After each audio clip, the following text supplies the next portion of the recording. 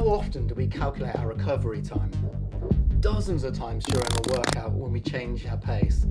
Dozens of times during a week when we prepare for the next training session, and quite a few times between the competitions during the season. In the complex equation of efficient training, the X represents quick recovery. Can we make it faster? We need to discover the X. Welcome to the Xendurance Science Podcast. Shutterstock Music. Athletes are very good at using the technology, apps, heart rate monitors, Garmin's, power meters, etc. to see what they're doing during the session. But for recovery, that's a little more difficult. There is an app called Restwise. Restwise looks at various components of how well you're sleeping, your heart rate through your sleep.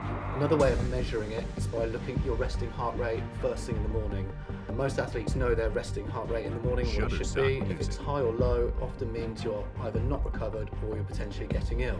Fatigue comes in different ways. There's your aerobic fatigue that happens over a long period of time and you're slowly being broken down and feeling tired. Then there's a more immediate fatigue, which is your anaerobic fatigue, which kicks in pretty quickly when you're working very hard. Often it's really hard for athletes when it comes to recovery to take a day off because people have their training plans and they like to stick to it. Shutterstock Music. It's important to listen to your body, and if you're feeling overly tired or you're not sleeping well, it's important to take another day of rest and then get back on it rather than rushing in and potentially becoming ill and losing more days.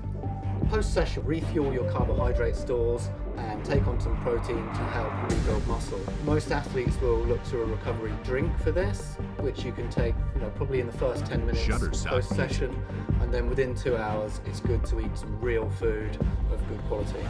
If you're diligent with your recovery, your nutrition and your supplementation, ultimately it means you'll be able to recover quicker. That allows you to get back to training sooner, which allows you to train longer and harder, and that will ultimately improve performance. Shutterstock Music.